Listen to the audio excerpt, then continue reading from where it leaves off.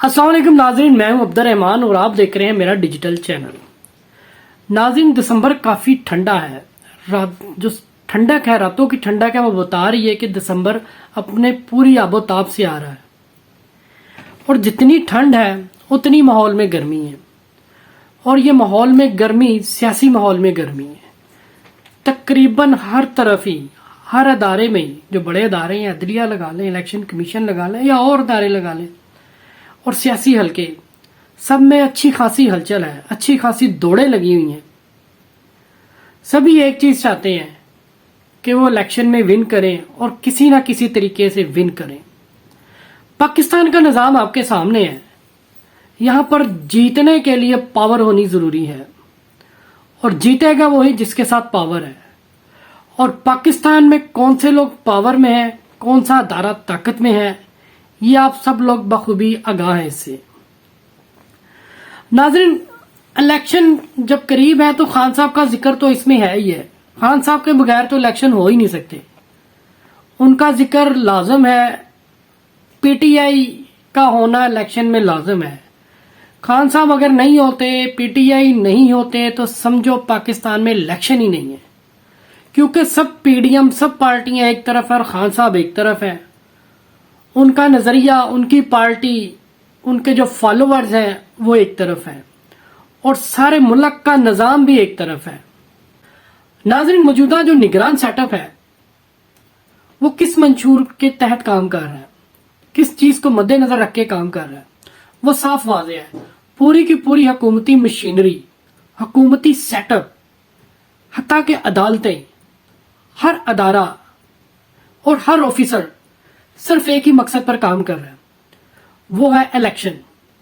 Election को किस तरह अपनी फेवर में लाया जाए। ये पाकिस्तान की हिस्ट्री है। पाकिस्तान में जो भी पावर में आता है, जैसा कि मैंने अभी जिक्र किया, वो इलेक्शन इसी तरह ही लड़ता है और इसी तरह जीतता है। नाज़रीन, खान साहब का जिक्र हो रहा है, बात को आगे बढ़ाते हैं। जो आज की पेशरफ्त हुई है आखिरी 1-2 दिनों में और आगे क्या मजीद होने जा रहा है वो आपसे डिस्कस करते हैं। नाज़रीन, खान साहब इस वक्त पंजाबी में कहते हैं, आप ही पसीने कौन छुड़ावे। खान साहब इस तरह की सूरत हाल में है। ये हुकूमत में थे तो इनको सब कुछ वाजिया था कि होगा क्या अगर मैं अपनी जिद और अपनी सोच को इस तरह ही कायम रखूंगा तो आगे हालात कितने क्रिटिकल हो सकते हैं। लेकिन मुकाबला करने की उन्हें आदत है, जिद करने की उन्हें आदत है। तो खान साहब खुद ही फंसे हैं इन हालात में। नवाज शरीफ वगैरह का जो दौर था, उन्होंने अपनी जो भी गलतियां की, उन गलतियों से खान साहब को मौका मिला आगे आने का। अब खान साहब ने जो गलतियां की, उनसे नवाज शरीफ साहब को और दूसरी पार्टियों को आगे आने का मौका मिला। इन सब ने एक दूसरे को चांस दिया, एक दूसरे को मौका दिया, सिर्फ इसलिए कि अपने दौरे हुकूमत में ये अच्छे तरीके से परफॉर्म नहीं कर सके, उन रिक्वायरमेंट को पूरा नहीं कर सके। जो पाकिस्तान का निज़ाम तो आपके सामने ही है, उन रिक्वायरमेंट को पूरा नहीं कर सके जो इस निज़ाम को चाहिए। खैर, खान साहब जो आजकल मेन केसेस में फंसे हुए हैं, उनमें तो एक साइफर का केस है, इस पे भी मैं बात करता हूं आपसे। दूसरा गैर शरई निकाह का जो केस है वो कहां तक पहुंचा, और तीसरा इसमें तौहीन इलेक्शन कमीशन का केस है। चौथा इसमें अल कादर ट्रस्ट केस है। अब ये बड़े बड़े केसेस हैं और इसके अलावा खान साहब पे तो 100 से ज्यादा केसेस हुए हैं। अब खान साहब ये जो मेन केसेस है उसमें किस तरह जान छुड़ाते हैं, एक केस से निकलते हैं, दूसरे में फंसते हैं। नाज़रीन, आज की जो बड़ी खबर है वो ये है कि इलेक्शन कमीशन ने तकरीबन 12 या 13 तारीख को इलेक्शन कमीशन इलेक्शन का शेड्यूल पेश करना था, जो उन्होंने नहीं किया। इलेक्शन कमीशन ने अपना रुख, अपनी जितनी भी वो तवज्जो है, वो खान साहब पे फर्द जुर्म आयद करने पर मरकूज कर दी। जो इलेक्शन कमीशन के सीनियर ओहदेदारान हैं वो आज जेल गए, अदालत में गए, क्योंकि अदालती कार्रवाई अब जेल में ही हो रही है खान साहब की। तो उनकी पूरी हद तक इम्कान यही कोशिश थे कि तौहीन इलेक्शन कमीशन पे खान साहब पे फर्द जुर्म आयद हो जाए और खान साहब को फंसा दिया जाए, रगड़ा लगा दिया जाए इस इलेक्शन में। लेकिन होता गया, खान साहब बड़े स्मार्ट आदमी है। खान साहब तो वैसे ही खिलाड़ी बंदे हैं। वैसे तो दूसरी पार्टी इनको कहते हैं कि गैर सियासी शख्स है, इसको सियासत नहीं आती, अक्सर लोग यही कहते हैं। लेकिन मैं समझता हूँ खान साहब को इन सबसे ज्यादा सियासत आती है। तो खान साहब ने बड़ा अच्छा स्ट्रोक खेला इस दौरान। खान साहब ने इलेक्शन कमीशन का जो दरख्वास्त थी उसको चैलेंज कर दिया, उसको चैलेंज ही कर दिया। और इस पे जज साहब ने एक बेंच तश्कील दिया कि इसको बाकायदा एक 8 रुकनी बेंच होगा, वो तश्कील दिया कि अब वो केस की सुनवाई करेगा مطلب اس پہ کوئی فرد جرم خان صاحب پہ عائد انہوں نے ہونے نہیں دی، جو الیکشن کمیشن چاہ رہا تھا کہ کسی نہ کسی طریقے سے فرد جرم عائد ہو جائے۔ خان صاحب نے بہت اچھا کھیلا اس وقت، اور خان صاحب کے کچھ فیصلے اس وقت کافی زیادہ بولڈ آ رہے ہیں، جس طرح گور خان صاحب تھے ان کو لانا، اور بھی بڑے بولڈ فیصلے کر رہے ہیں خان صاحب، کیونکہ جتنے حالات ٹائٹ ہوتے ہیں خان صاحب اتنا اچھا کھیل رہے ہیں، اور بندہ اتنا ہی اچھا کھیلتا ہے جتنے حالات مشکل ہوتے ہیں یہ انسان۔ ناظرین، سائفر کیس کی بات کرتے ہیں تو سائفر کیس میں خان صاحب پر فرد جرم عائد ہو گئی، عدالت نے خان صاحب پر فرد جرم عائد کر دی۔ اب یہ خان صاحب کے لیے بہت بڑی مشکل بن گئی ہے۔ خان صاحب اس کے ساتھ کیسے ٹیکل کرتے ہیں یہ ہم دیکھتے ہیں، خان صاحب کے ساتھ بنتا کیا ہے، کیونکہ سب طاقتیں اس وقت خان صاحب کے اگینسٹ چل رہی ہیں، اور خان صاحب اور آپ لوگ بخوبی جانتے ہیں۔ ناظرین، بات کرتے ہیں غیر شرعی نکاح کی۔ غیر شرعی نکاح کا جو کیس ہے اس پہ ہوتا کیا ہے؟ خان صاحب غیر شرعی نکاح کے کیس میں خاور مونیکا نے ایک درخواست جمع کروائی تھی، جس میں جج صاحب نے کہا تھا کہ گواہان کمپلیٹ نہیں ہے، اس کو ہم دیکھیں گے کہ آیا کہ اس کی سماعت کرنی ہے، اس کیس کو لگانا ہے کہ نہیں لگانا۔ لیکن آج اس کا انہوں نے ججز نے یہ فیصلہ کیا ہے، انہوں نے کہا کہ تقریباً کیس سننے کے لیے جو جس چیزوں کی گراؤنڈ چاہیے کیس کو پیش کرنے کے لیے وہ تمام گراؤنڈ کمپلیٹ ہے، اور اس کیس کو اب سنا جائے گا، اور یہ بھی آلموسٹ خان صاحب کے اگینسٹ ہی بیٹھے گا۔ ناظرین، آج ایک بہت بڑا فیصلہ ہوا ہے کہ جو سویلین ہے ان کا کیس فوجداری عدالتوں میں چلے گا یا نہیں چلے گا۔ 9 مئی کے بعد جتنے لوگ گرفتار ہوئے، خان صاحب نے ان کو چیلنج کیا ہوا تھا کہ یہ جو ان کی کیسز ہیں یہ فوجداری عدالتوں میں نہیں چلیں گے، سول عدالت میں چلیں گے، سول لوگ ہیں، ان کے سول کیسز ہیں، سول میٹر ہیں۔ لیکن اس میں ججز کا بینچ بیٹھا، ان میں سے 5 ججز نے یہ اس پہ آمادگی ظاہر کی کہ یہ کیسز فوجی عدالتوں میں چلنے چاہیے، اور ایک جج نے فیصلہ سنایا کہ یہ فوجی عدالتوں میں نہیں چلنے چاہیے۔ اب یہ خان صاحب کے لیے بہت بڑی مشکل ہو گئی ہے۔ ایک تو ان کے جو لوگ ہیں ان پہ فوجی عدالتوں میں کیسز چلیں گے، اور دوسرا خان صاحب، بلکہ خان صاحب خود اس میں انوالو ہو جائیں گے۔ یہ فیوچر میں خان صاحب کو ضرور اس میں رگڑا لگائیں گے، ضرور پھنسائیں گے، کیونکہ یہ بڑا ایزی ہوگا خان صاحب کو فوجداری عدالتوں میں لانا، اور وہاں پہ فیصلہ سنانا کوئی اتنا مشکل کام نہیں ہے۔ اور فوجی عدالتوں نے جو فیصلے کرنے ہیں اور اس پہ جو سزا ہونی ہے وہ تقریباً میرے خیال سے جس طرح سائفر میں عمر قید کی ہے، پھانسی کی بھی ہو سکتی ہے، اور 14 سال کی بھی قید ہو سکتی ہے سائفر میں، اسی طرح یہ جو 9 مئی کا واقعہ ہے اس میں اگر غداری عائد ہوتی ہے تو یہ بہت بڑا کیس ہے، اور اگر فوجی عدالتیں اس پہ کوئی فیصلہ دیتی ہیں، ایک طرف تو وکلا کی رائے ہے کہ یہ 3 سال سے زیادہ سزا نہیں ہوگی، لیکن اس پہ کچھ بھی ہو سکتا ہے، یہ میرا ایک نظریہ ہے، اس پہ کچھ بھی ہو سکتا ہے، ان عدالتوں سے کچھ بھی فیصلہ آ سکتا ہے۔ جی تو ناظرین، بات کرتے ہیں الیکشن کمیشن کی۔ الیکشن کمیشن نے الیکشن منعقد کروانے تھے، ان کا شیڈول پیش کرنا تھا، لیکن وہ اس میں تاخیر کا شکار ہو گئے۔ اب دیکھا جائے تو تاخیر شاید جان بوجھ کر کر رہے ہیں، جان بوجھ کر ہی کر رہے ہوں گے، کیونکہ تاخیر اس طرح کرنی بنتی نہیں ہے۔ اب تاخیر کرتے کرتے الیکشن کمیشن اس آخری مراحل میں شامل ہو گیا کہ اب ان کے پاس بہت کم دن رہ گئے ہیں۔ اب ہوتا کیا، ایک اندازے کے مطابق 16 دسمبر لاسٹ تاریخ ہے الیکشن کمیشن کے پاس شیڈول پیش کرنے کی۔ 16 دسمبر کو اگر الیکشن کمیشن الیکشن کا شیڈول نہیں پیش کر پایا تو سمجھیں 8 فروری کو الیکشن نہیں ہوں گے۔ اس کے پیچھے 2 بڑی مین وجوہات ہیں۔ قانون کے تحت منیمم 54 دن ہونے چاہیے، الیکشن کمیشن جب شیڈول پیش کر دے اس کے تقریباً 54 دن ہونے چاہیے بعد میں، اس کے منیمم 54 دن کے بعد ہی الیکشن ہوگا۔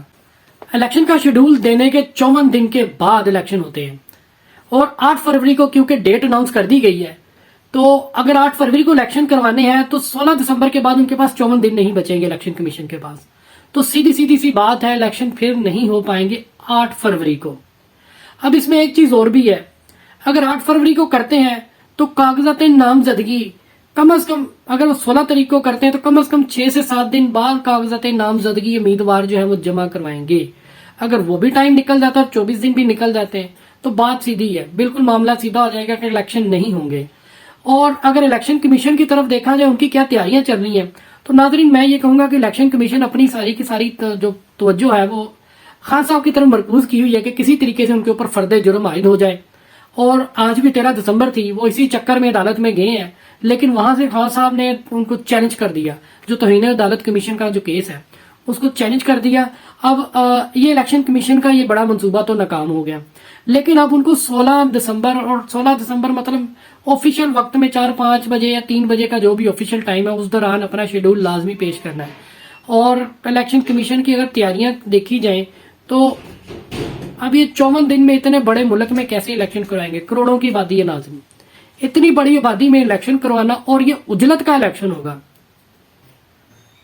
اس عجلت کے الیکشن میں یہ کس طرح یہ سارا کنٹرول کریں گے؟ کیونکہ ووٹر لسٹیں 2 ماہ پہلے ہی انہوں نے شائع کر دی. اب 2 ماہ پہلے ووٹر لسٹیں شائع کی، اب اس کے بعد یہ حلقہ بندیاں دوبارہ کر رہے ہیں. اب یہ لوجک سمجھ نہیں آ رہی. اب حلقہ بندیاں کرنے کا پروسیس کئی حلقوں میں دوبارہ شروع ہوا، اور اس پہ اگر وہ حلقہ بندیاں کر بھی لیتے اس پہ دوبارہ ووٹر لسٹ کیسے بنے گی؟ آیا کہ یہ پرانی ووٹر لسٹ کو یوز کریں گے؟ نہیں بنائیں گے تو پھر تاخیر ہو جائے گی، لیٹ ہو جائیں گے. تو یہ سارا کچھ اجلت میں چل رہا ہے، یہ سارا سنیریو اجلت میں چل رہا ہے، یہ سارے معاملات اجلت میں کر رہے ہیں. اور یہ ویسے تو الیکشن کمیشن بڑا باوقار ادارہ بنتا ہے، بڑا عزت دار ادارہ بنتا ہے، تو لوگوں پہ تو بڑی یہ سختی کرتے ہیں، بڑے کیس کرتے ہیں، ان کو سارا کچھ آتا ہے. لیکن یہ خود باوقار ادارہ بن رہا ہے، اور اگر ان کی پرفارمنس دیکھی جائے، ان کی کارکردگی دیکھی جائے تو یہ اجلت کی کارکردگی ہے. اور اس میں جب اتنی اجلت میں کام کریں گے تو کوالٹی کیسی آئے گی؟ کیا الیکشن جو ہے اس بار جو منعقد ہوں گے وہ فری اینڈ فیئر ہوں گے؟ کیا وہ شفاف الیکشن ہوں گے؟ یہ بہت بڑا کویسچن مارک ہے ان کے لیے. کیونکہ جب ووٹر لسٹیں نہیں صحیح طرح ہوں گی تو وہ ووٹر کدھر جائے گا؟ الیکشن والے دن ووٹر تو ذلیل ہو جائے گا. حلقہ بندیاں تبدیل کر دی، وہ جائے گا اپنے ووٹ تلاش کرنے، تو انہیں بتایا جائے گا جی آپ کا ووٹ فلاں جگہ پہ، فلاں جگہ جائے گا، ادھر فلاں جگہ پہ، وہ تو اسی طرح گھومتا رہے گا. اور ووٹر اتنا میرے خیال سے پاکستان کا ووٹر ہے جو بڑا ہی کوئی نظریاتی ووٹر ہو تو ووٹ کاسٹ کرے گا، ورنہ 1-2 جگہ پہ جائے گا وہ پولنگ بوتھ پہ، اور وہیں سے پھر وہ اگر نہ ووٹ کاسٹ ہوا وہ گھر چلا جائے گا. اس طرح ایک بڑی تعداد اس طرح خوار ہوگی اس بار الیکشن میں. ناظرین، اگر الیکشن کمیشن شیڈول دے دیتی ہے اور 18 فروری کو الیکشن ہوتے ہیں، پی ٹی آئی پہ تو کافی پابندی ہے، پنجاب میں خاص طور پہ کافی سختی ہے. کے پی کے بلوچستان میں ایسا نہیں ہے. شیر افضل مروت جلسے کر رہے ہیں، جلوس کر رہے ہیں، اور کے پی کے کی عوام بلا خوف و خطر ان جلوس اور جلسوں میں شامل ہو رہی ہے.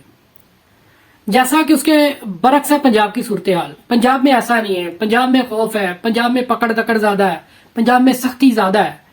اگر یہ صورتحال چلتی رہی، الیکشن تو چلو اناؤنس ہو جاتا ہے، پی ٹی آئی بھی الیکشن میں رہ جاتی ہے. بلہ رہتا ہے نہیں رہتا ہے، اس کے بھی 2 سینیریو ہیں. اگر نہیں رہتا تو کیا ہوگا، اگر رہتا ہے تو کیا ہوگا. اگر رہتا ہے اور ان پہ سختیاں ایسی ہوتی ہیں اور دوسری پارٹیوں کو آزادی ہوگی اور یہ پی ٹی آئی پہ سختی ہوگی، تو اس میں پی ٹی آئی کیسے کام کرے گی؟ ناظرین، جتنے بھی ادارے ہیں، جتنی بھی سیاسی پارٹی ہیں، ان کی توجہ جو ہے بالکل اس وقت الیکشن کی صورتحال پر ہوگی. الیکشن کیسے منعقد کرانا ہے، حالات کو کیسے کنٹرول کرنا ہے. اور تمام پارٹیاں جدھر اپنے جلسوں جلوس میں مشغول ہوں گی، وہیں پہ پی ٹی آئی بھی گلیوں اور سڑکوں، بازاروں اور روڈز میں کہیں نہ کہیں اپنی ایکٹیویٹی بڑے متحرک ہو کے کر رہے ہوں گے. پوری الیکشن کمپین چل رہی ہوگی پی ٹی آئی کی، اور اس الیکشن کمپین کے دوران جب اتنی کھچڑی بنی ہوگی تو اس طرح بندے آئیڈینٹیفائی کرنا، اس طرح اٹھانا اداروں کے لیے بڑا مشکل کام ہوگا. اور ان کو کس بیس پر یہ پکڑیں گے، کس بیس پر سختی کریں گے؟ اگر کریں گے بھی تو وہ کسی نہ کسی طریقے سے الیکشن کی کمپین اچھے طریقے سے چلانے میں کامیاب ہو جائیں گے. اور جیسے الیکشن ہوگا تو پی ٹی آئی کا ووٹرز تو پہلے ہی آپ کے سامنے زیادہ ہے، تو یقیناً نتائج کچھ اور ہوں گے. اس ساری پارٹیوں کی جو پلاننگ ہے دھری کی دھری رہ جائے گی، اور الیکشن کا رزلٹ اور ہی ہوگا. اگر ہم دوسری طرف دیکھیں کہ بلا الیکشن میں نہیں آتا، اگر بلا الیکشن میں نہیں آتا اس میں ہوگا کیا؟ پی ٹی آئی کے جتنے امیدوار ہیں وہ ایز آزاد امیدوار گراؤنڈ میں آئیں گے، اپنے ڈاکومنٹ جمع کروائیں گے اور الیکشن لڑیں گے. اور الیکشن کی کمپین کے دوران وہ اپنے ووٹرز فالوور سے کہہ دیں گے جی ہم پی ٹی آئی کے نمائندے ہیں. اور جب پی ٹی آئی کے نمائندے ہوں گے تو ووٹ سارا پی ٹی آئی کو ان کو جائے گا. کل کو وہ پھر یونائٹڈ ہو نمائندے، پھر کل کو جیت جائیں گے. جب جیت جائیں گے تو اکثریت تو ان کی ہوگی، گورنمنٹ بھی ان کی ہوگی. بالکل سمپل سا فارمولا ہے. تو یہ آگے جا کے حالات جو ہے، گراؤنڈ ریالٹی جو ہے وہ بڑے سینیریو چینج ہونے جا رہا ہے. مطلب کہ جو لوگ سمجھ رہے ہیں کہ بلا نہیں رہے گا یا بلا ختم ہو گیا تو پھر کیا ہوگا، تو پھر کچھ سینیریو اور چینج ہو جائے گا. مطلب آپ حقیقت کو، گراؤنڈ ریالٹی کو چینج نہیں کر سکتے کسی بھی حساب سے. سوشل میڈیا تو ہے نا، کمپینز تو ہو جائیں گی، سوشل میڈیا پہ بھی ہو جائیں گی کسی نہ کسی طریقے سے، گلی محلے. اور ویسے بھی ان کا ووٹر جو ہے وہ اس بار اپنا وہ جو ان پہ ظلم ہے اس کا بدلہ ووٹ سے ادا کرے گا. ناظرین، آج شیر افضل مروت صاحب نے میڈیا پر ایک بات کی ہے آرمی چیف کے حوالے سے، ان کے دورہ امریکہ کے حوالے سے. انہوں نے کہا جی ہماری جو شکاگو تنظیم ہے اس نے ہم سے رابطہ کیا، انہوں نے کہا جی ہم احتجاج کرنا چاہ رہے ہیں شکاگو میں، جس پہ شیر افضل مروت نے کہا کہ میں نے خان صاحب سے اس بات پہ ذکر کیا، بات کی تو انہوں نے ہدایت دی ہے کہ کسی بھی آرمی جو آفیسر ہے اس کے آنے پر اس طرح احتجاج نہ کیا جائے، اس پہ ملک کی بدنامی ہوگی۔ ناظرین اب اس پہ تو خان صاحب نے اپنی جو رائے تھی وہ ڈائریکٹ پیش کر دی، لیکن کیا آپ اس بات سے اتفاق کرتے ہیں کہ خان صاحب نے جو کہا حقیقت میں وہ ویسے ہی کرتے ہیں؟ اب ہوتا کیا ہے اگر ہم ان الفاظ کو دوسری طرف لے کر جائیں تو اگر یہ آرمی آفیسر ہے، مطلب یہ تو آفیشل ہے نا، آرمی چیف ہے، ڈنڈا ہے، ڈنڈے سے ڈرتے ہیں کہ وہ اگر ہم اس کے راستے میں وہاں پہ جا کے دھرنے دھرنے دیں گے تو آگے تو ہم پہ اتنی سختی کی ہوئی ہے، عدالتوں اور ادھر ادھر کارروائیاں چل رہی ہیں، نظام تو پھر ڈنڈے کا ہی ہے نا، تو پھر یہ ڈنڈا چلے گا، ڈنڈا برسے گا، سختی اور ہوگی، آگے مشکلات کم ہے خان صاحب کے لیے۔ تو ان مشکلات کو دیکھتے ہوئے خان صاحب نے اپنا ارادہ بدلا اور حالات اور وقت کو دیکھتے ہوئے، حالات اور وقت کی نزاکت سے یہ فیصلہ کیا کہ آپ احتجاج نہ کریں۔ اگر دیکھا جائے ویسے تو یہ کہتے ہیں کہ پورا من احتجاج کرنے چاہیے، ہونے بھی چاہیے، قانونی آئینی حق ہے بھائی، اگر آپ رائٹ پر ہیں، آپ کا قانونی حق ہے، آپ پورا من احتجاج کرتے ہیں تو اس میں کس چیز کا مسئلہ ہے؟ آپ جو کہتے تھے کہ احتجاج کرنا چاہیے، ہر ایک کا حق ہے، آپ اتنے دن کے 120 دنوں کے 25 دنوں کے دھرنے کرتے رہے ہیں، آپ کا حق تھا، بڑے ڈٹے ہوئے تھے، آپ ہر محاذ پہ ڈٹے رہتے ہیں، تو اس بار بھی ڈٹے رہے، کیوں ڈر رہے ہیں؟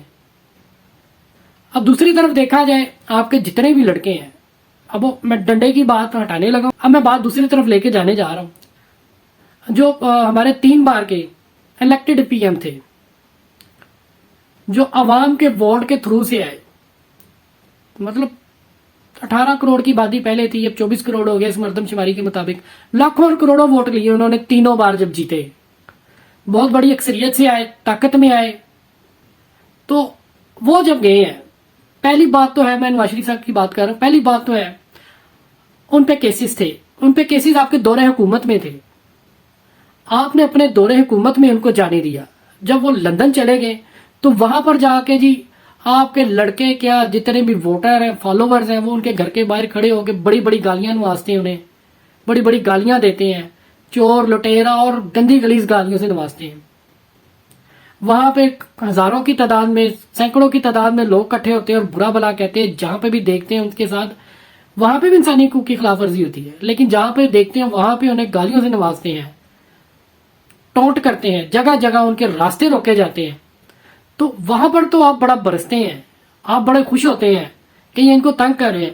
اب آرمی چیف صاحب بھی تو باہر ہی ہے نا، آپ کی جنتا بھی تو باہر ہی بیٹھی ہوئی ہے نا، تو آپ اس پہ کیوں منع کر رہے ہیں؟ وہاں پہ بھی کہیں نا آپ احتجاج کریں، بولیں، غلط ملط بولیں، اور پھر بتائیں گے نا آپ کو کس طرح غلط بولتے ہیں، وہ جو بولنے والے ہیں وہ پتہ ہے نا آپ پہ ساری سختی ہوگی، آپ اس بار اندر ہیں، آپ پہ اور سختی ہوگی، اور ٹھکائی کریں گے، تو آپ بات یہ ہے کہ آپ نا وہ رنگ بدل لیتے ہیں۔